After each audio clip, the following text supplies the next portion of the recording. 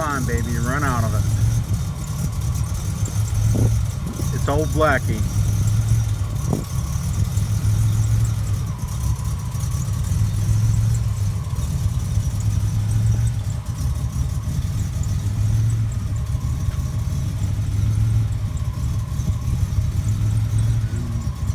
This one has a T-top as well.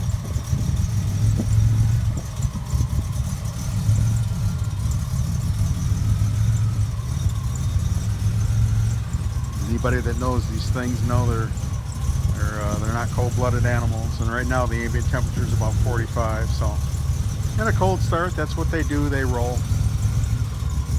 We had a procedure, especially with the 3800 platform and the 3 motors, when they were still the odd-firing, what do I want to say? Non-counterbalanced. I think they were a 3 motor, and the 3800s were a C motor.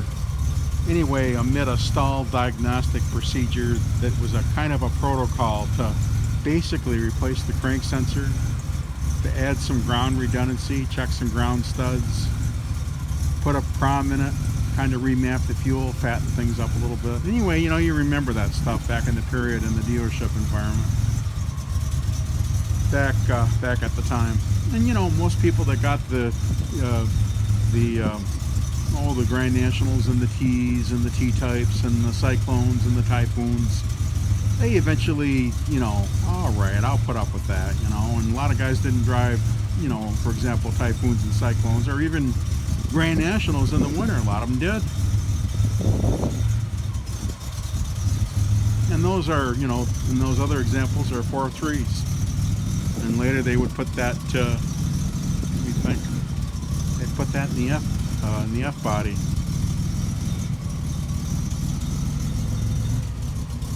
And these tires were going bumpity bump and had to get changed too. Very correct ones.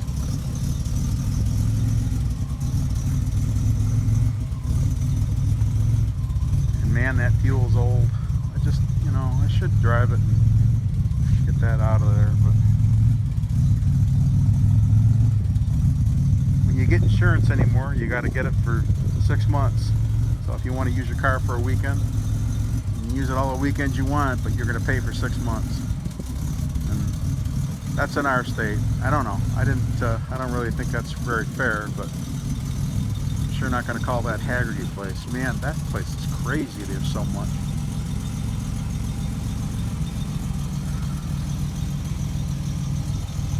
There, it's coming out. See?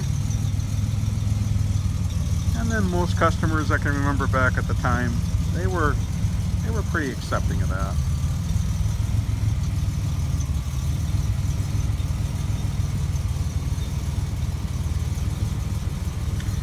We'd take out the, no, we wouldn't take them out, but the factory later would put tamper-proof labels on the prom doors of the ECMs.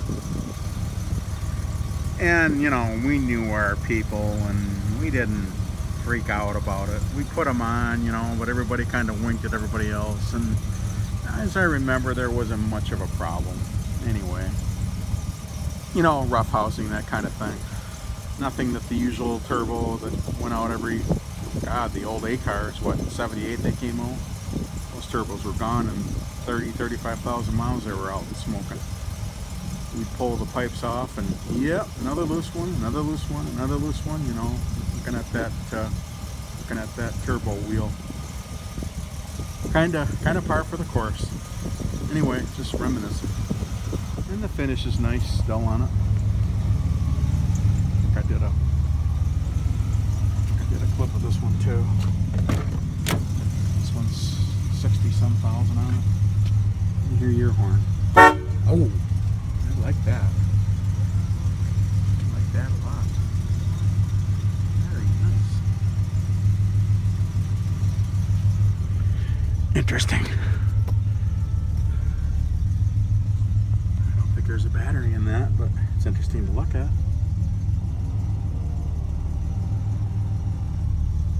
Sure, it's Chinese. Don't be impressed.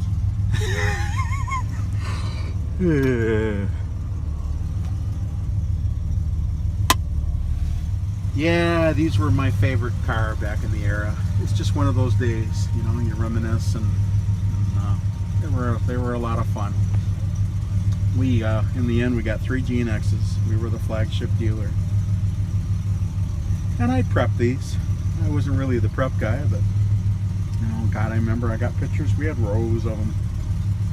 And, you know, aren't you? You know, when you're young like that, you're so in want. You just want it so bad, but you can't have it.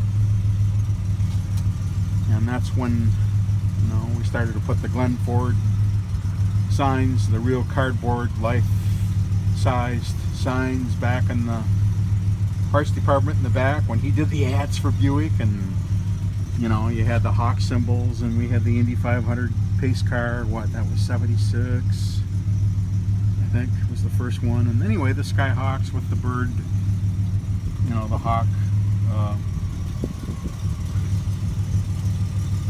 picture on them.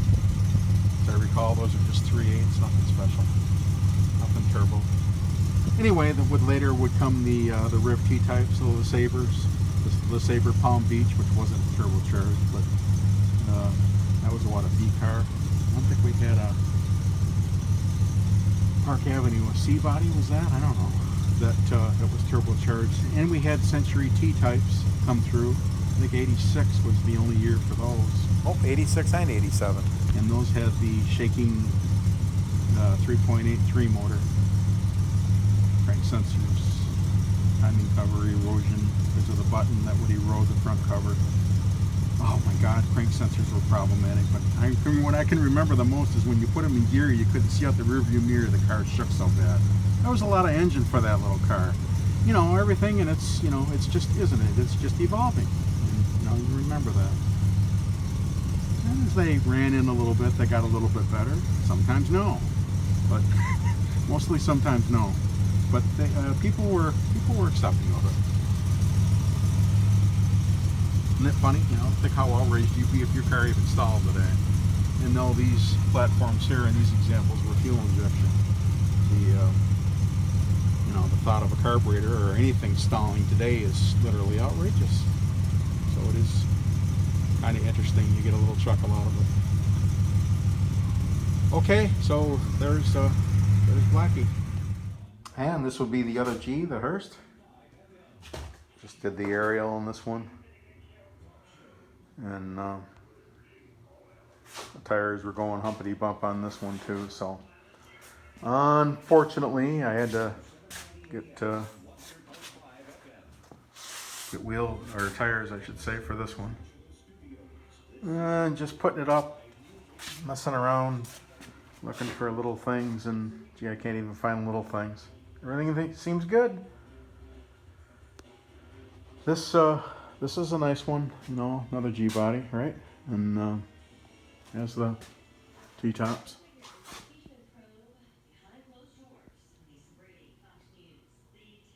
And it's not so hot out right now. So those will go back on, and this one will join its cousins for the winter. And this one's got the different type of a spoiler instead of a, what are the other ones, an airfoil or something back there.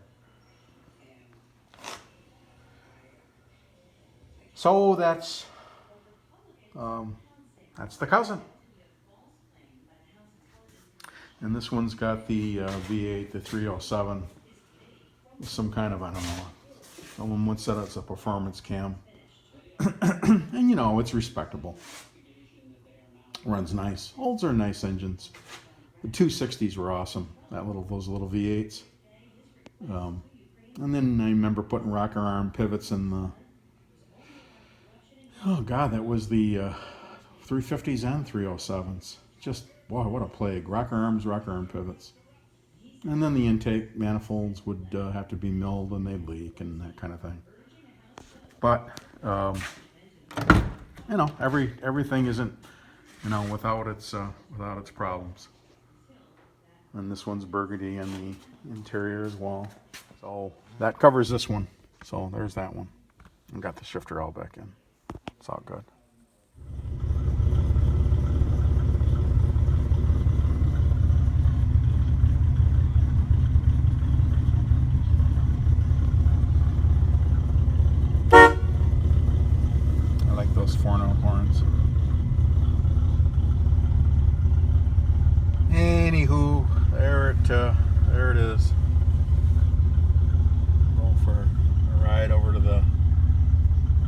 gas station. What, we got 9 gallons still left in it.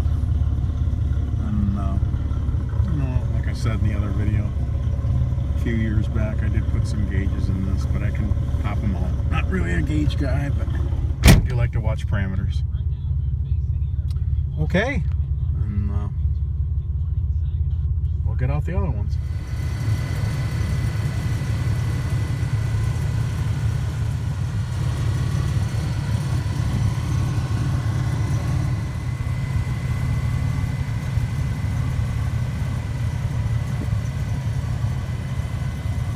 So after about, I don't know, 3-4 years, I got this white tee out. The tires were a little bit decrepit, so put some tires on it.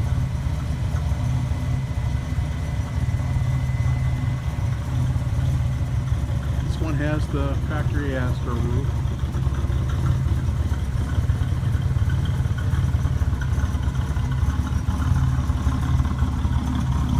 Yeah, the gas is real old.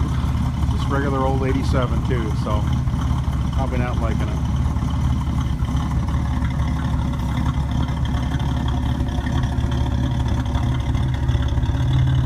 You wouldn't think it to drive the damn thing.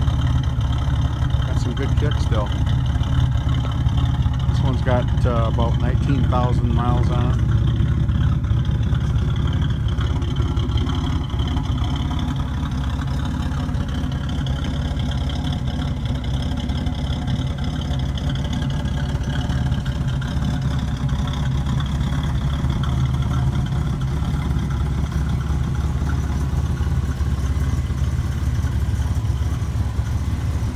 Rims are nice, there's no rash or anything on them. Their ride's nice.